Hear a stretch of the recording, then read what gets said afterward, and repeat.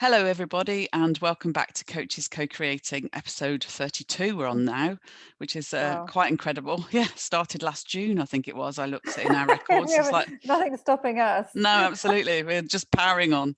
So we've taken today's topic. Actually, is from a book that I'm reading at the moment. It was a compilation of lectures, actually, by a man called Neville Goddard, who was a thought leader in the idea of visualization and how it can be very, very effective in manifesting your dream life.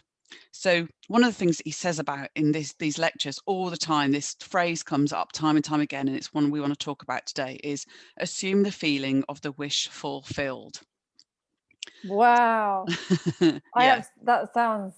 It just sounds incredible. What does that actually mean, Amanda?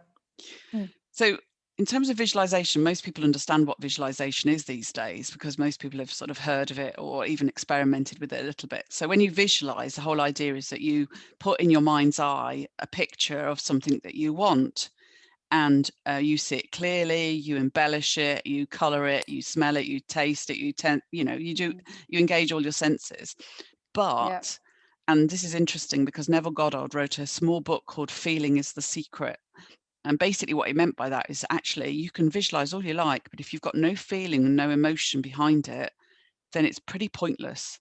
Wow. And so when you assume the feeling of the wish fulfilled, basically what you're doing is you're filling in all the blanks so that the universe gets the message that this is what you really, really want, and this is what you trust will happen.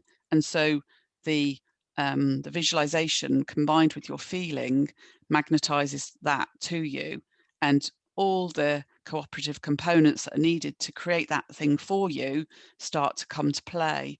So you might have a serendipitous moment. You might meet somebody in the street that will help you do XYZ that will fulfill you towards that, whatever it is you want. It sounds Yeah. very woolly and I it think, sounds very eh, unbelievable, but I think it totally makes sense though, because I've heard it so many times from successful people and people who had things happen to them and they knew that they were going to happen. It's like, and I've heard people say, I felt it. I mm, really felt it. mm, I knew it yeah, was going to happen. I could feel it.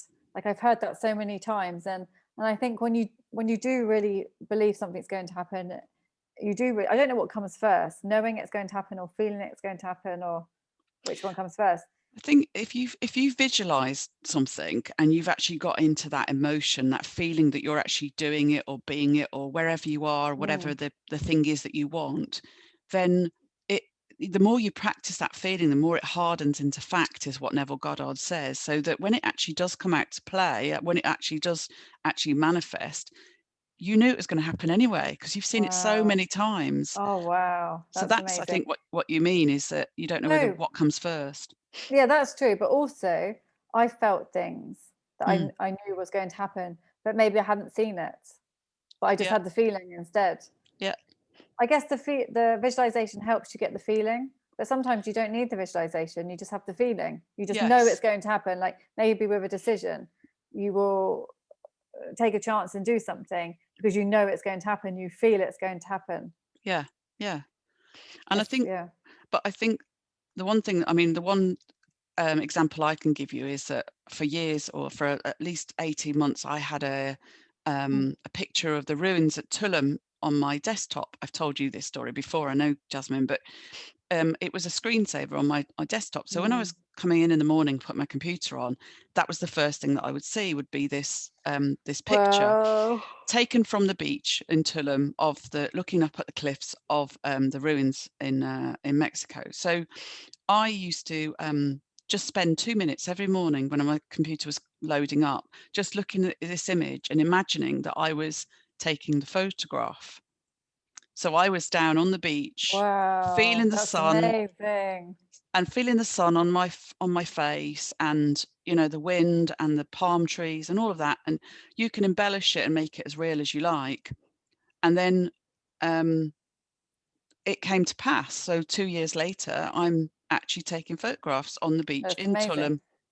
But could it have happened faster? Because 2 years is quite a long time. Yeah, yeah, I'm sure it could. I'm Did sure you it just could. You didn't say 2 years, you just No, it just it was, happened in 2 to years. be honest, when I first put it up there was just no way I believed it could happen. We hadn't got any money. And so it was a question of, uh, I'm gonna have to trust the universe will provide the money somehow, but because my lack of faith, I suppose, or I didn't believe it so well to start with, it took longer. And it's bridging that gap. Right, okay, okay, It's okay. bridging that gap. But the thing is about visualization is when you dream it and it becomes more and more real to you, that is kind of bridging that gap of disbelief Yeah, or yeah, lack of yeah, faith. yeah.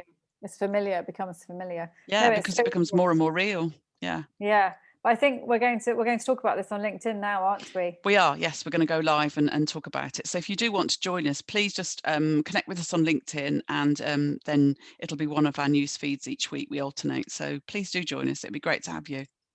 And tonight, if you're watching today, come and join us on Amanda's page. It's Yes, that's alternate right. weekly, isn't it? Okay, Yes. thanks, guys. Thanks. Bye bye. Bye.